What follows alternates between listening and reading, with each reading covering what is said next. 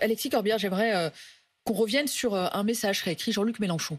Jean-Luc Mélenchon, c'est toujours un mentor pour vous.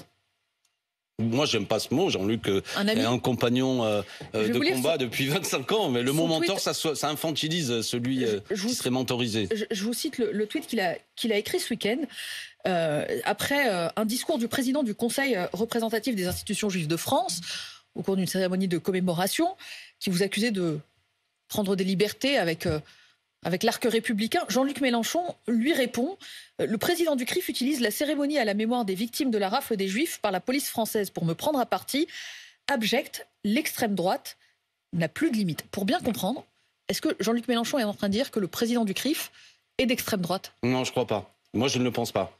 Maintenant, vous ne le pensez pas? Oui. Il vous a dit que ce n'était pas ce qu'il voulait dire. Je n'ai pas eu le temps d'échanger avec Jean-Luc Mélenchon, mais ça n'est pas le sens du message. Il n'a donné aucune explication à ce message. Et de toute manière, Monsieur Arfi, je ne le classe pas comme un homme d'extrême droite. À vrai dire, Monsieur Arfi, président du CRIF. Je ne le connais pas et je profite de ce micro pour dire une chose. Je suis prêt, moi, à le rencontrer et à discuter. Et avec d'autres, d'ailleurs, je pense que ça intéresserait les députés de la France Insoumise. Reprenons le fil en essayant d'aller vite. Vous nous dites ce matin... Après ce tweet, mais moi je pense que ça vaut le coup, si c'est un homme de dialogue, et on me dit que oui, j'ai des connaissances communes, que nous puissions échanger pour voir où est le problème. Maintenant, j'aimerais qu'on reprenne juste, je vais aller très vite chronologiquement. Et là où moi je suis monté en soutien, y compris à ne pas comprendre la prise de parole de M. Arfi d'abord. Nous sommes à l'occasion de ces journées d'anniversaire à la rafle du Veldiv, qui est une date qui a mis du temps à émerger dans le calendrier des commémorations, qui est une date importante. 13 000 personnes juives arrêtées par la police française, raflées, et pour l'essentiel qui termineront dans la mort des camps de concentration. C'est une date qui, pendant longtemps, la communauté nationale, et en particulier les personnes juives, se sont battues pour qu'elle existe alors qu'elle avait été effacée. Ce jour-là, il faut du recueillement. Et j'ai en mémoire... Il y en a eu. Et j'ai en mémoire... Oui, mais j'ai en mémoire... Robert Badinter, en 1993, qui a accompagné François Mitterrand, qui a été pris à partie à l'occasion d'une des premières cérémonies par des gens qui lui reprochaient des choses, qui avaient même crié Mitterrand à Vichy. Et Robert Badinter était intervenu au micro pour dire à ces gens, qui étaient souvent de confession juive, qui faisaient des reproches à François Mitterrand, il leur avait dit « Aujourd'hui, les morts nous écoutent. Et vous me faites honte d'utiliser cette cérémonie pour faire des reproches. » Ce que je veux dire par là, c'est que si M. Arfi a des reproches à nous faire, il y a d'autres occasions sans doute pour le faire. Ce qu'il dit, il l'avait dit à d'autres occasions. Pour le coup, peut-être pas. Le message qui a été le sien, et c'est pas ce que dit Jean-Luc Mélenchon. Quand Jean-Luc Mélenchon dit l'extrême droite n'a plus de limite, il évoque d'un côté ce que vous évoquez à l'instant, c'est-à-dire le moment qui a été choisi. Mais il va encore plus loin. Vous ne l'auriez jamais écrit ce tweet, vous? Mauvais moment. Vous l'auriez écrit ce tweet? Vous l'auriez écrit comme ça? Non, mais attendez, moi je suis pas là pour prendre le débat comme ça. Je vais vous dire. Mais la formulation est ambiguë, à travers vous. Non, mais moi je vais être très clair. À travers vous, je m'adresse à M. Arfi. C'est une mauvaise chose de choisir cette date. C'est une date de recueillement pour nous cibler. Deuxièmement, comme moi je suis un homme de dialogue et on me dit que M. Arfi aussi peut être un homme de dialogue. Parlons-nous. Moi, j'ai écouté, j'ai lu dans la totalité du discours de M. Arfi. Une grande partie est consacrée à dénoncer l'extrême droite et sa progression. Notamment, il dit qu'il est bon de rappeler que Mme Le Pen est la dirigeante d'un parti qui a été fondé par des antisémites, et M. Arfi a raison. Bon, ceci dit, je pense qu'après, il nous reproche, si j'ai bien compris, une mauvaise façon de lutter contre l'extrême droite. Eh bien, discutons de comment on lutte contre l'extrême droite. Le message est passé à Alexis Corbière, mais pourquoi est-ce si compliqué de dire que le tweet de Jean-Luc Mélenchon est ambigu, qu'il gagnerait à s'expliquer pourquoi est-ce qu'il ne dit pas « je n'ai pas voulu faire de parallèle entre Jonathan Arfi et l'extrême droite ». Ça valait quelques mots sur Twitter. Ça n'a pas existé ce week-end. Ce que dit Jean-Luc Mélenchon, c'est que... Mais c'est difficile de dire, mais non, mais la formulation est ambiguë, c'est difficile de dire, ce tweet n'aurait peut-être pas dû exister dans cette forme-là. Pardon, je le dis sur BFM, mais moi je suis contre la bolorisation des arguments. Au moment où on vient de dire à tout n'importe quoi contre la France insoumise. Et d'un certain point de vue, c'est pas tout et n'importe quoi.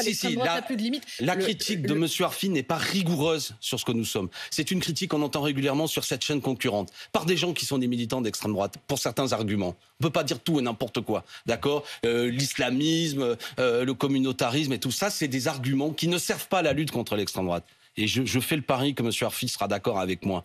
Donc c'est grave. Qu'est-ce que c'est qui fait monter l'extrême droite? Quand après 5 ans d'Emmanuel Macron, entre 2017 et 2022, l'extrême droite a progressé de 3 millions de voix, c'est quand même pas Jean-Luc Mélenchon qui en est responsable. Donc moi, avec les gens de bonne volonté, discutons. Comment on fait en sorte que ce pays ne bascule pas dans l'extrême droite? Qu'est-ce que c'est que dans ce que nous faisons qui pose problème? Je pense en plus qu'il y a beaucoup de choses qui, si nous parlons, on s'apercevra qu'elles ne sont pas exactes dans ce qui est reproché. Voilà ce que moi, Alexis Corbière, si je puis dire, c'est une initiative personnelle ce que je dis. parti. Parce qu'on me dit que M. Arfi est un homme de dialogue, etc. Discutons. Je ne parle pas là maintenant, là on est dans l'été, mais pourquoi pas?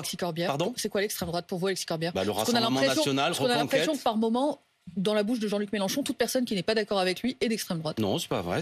Mais moi, je ne pense pas ça, et M. Mélenchon sans doute non plus. Je veux dire, l'extrême droite, c'est des partis, c'est Madame Le Pen, c'est Éric Zemmour, c'est une force politique, ce sont des forces politiques qui progressent. Maintenant, après, il y a un autre débat. Et je profite là, après vous avoir laissé à 10h, je serai avec les journalistes du JDD.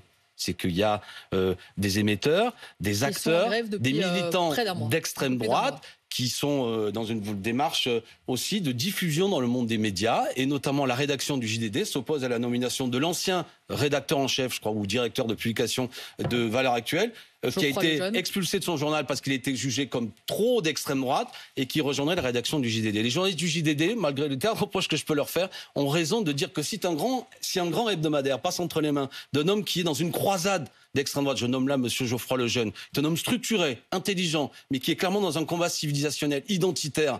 Là, il y a un problème. Ça, c'est l'extrême droite qui progresse. C'est l'extrême droite qui progresse. Les idées qui se répandent dans le pays, que c'est la faute à l'immigration, que nous sommes aujourd'hui sous la pression de gens d'une vague qui remettra en cause l'identité même du pays. RMC et BFM TV. Et je vous remercie. On a appris hier des hausses significatives dans plusieurs domaines. Plus 10% pour les prix de l'électricité au 1er août. La hausse du pass Navigo, c'est le pass pour prendre les transports en Ile-de-France. Donc ça, c'est à partir du 1er janvier prochain. Et une nouvelle taxe à venir sur les alcools et les vins. Est-ce que l'une de ces augmentations est justifiée pour vous, compte tenu du contexte budgétaire? Ah non, mais scandaleuse. Les trois sont scandaleuses. Plus 10%.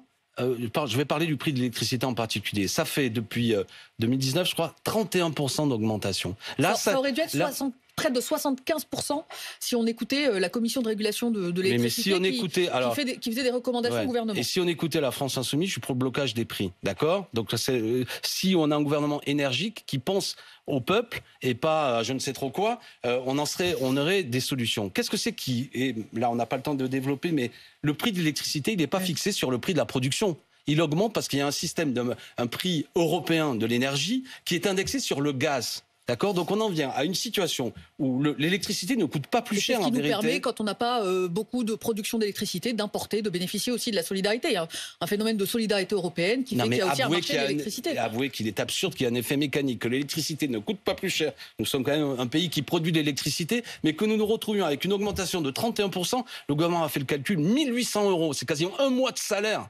supplémentaire qui va partir pour payer l'électricité qui ne coûte pas plus cher, mais parce qu'elle est indexée sur le marché européen. Sur l'année, c'est 60 € par mois. Sur l'année, j'entends bien, mais un mois. Pour nos auditeurs et nos téléspectateurs. Oui, un mois de salaire sur l'année, on aura compris, pardon, merci de préciser. Mais je veux dire, tout le monde est pris à la gorge. Là, on vient d'avoir une inflation de 4% sur les prix, 13% sur les produits d'alimentation, les salaires qui ne suivent pas.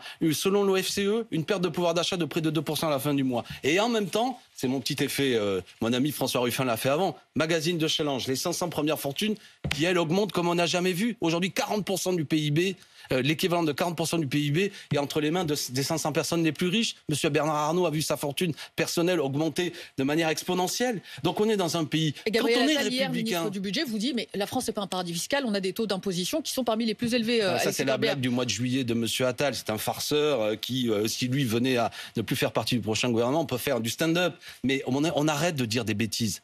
Les plus fortunés de ce pays sont moins imposés que l'ensemble de la population. D'accord ?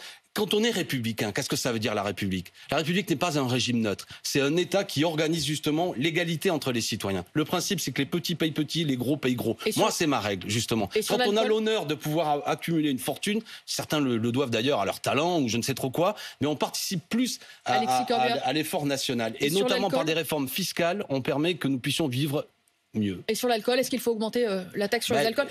Votre collègue Fabien Roussel, le communiste, il dit c'est une taxe anti-classe populaire. C'est aussi une taxe de santé publique ? Non, mais qu'il y ait des politiques de santé publique qui soient menées de prévention, il ne faut pas fumer, il ne faut pas abuser d'alcool, je suis d'accord. Maintenant, on voit bien là que dans le contexte dont je suis en train de parler, c'est-à-dire que tout augmente et on continue à créer des conditions que tout ce qui est de la consommation populaire est de plus en plus lourde. Merci. Redevenons à la hauteur de la situation. Il faut bloquer les prix, il y a eu des effets d'aubaine, on n'a plus le temps d'en parler, de quelle manière la grande, y compris distribution, a profité de la situation. Et vous reviendrez pour nous en parler sur RMC et BFM TV. Un bel été. Merci beaucoup. Il est 8h53 sur RMC et BFM TV. Merci beaucoup Alexis Corbière. Bonne journée à tous.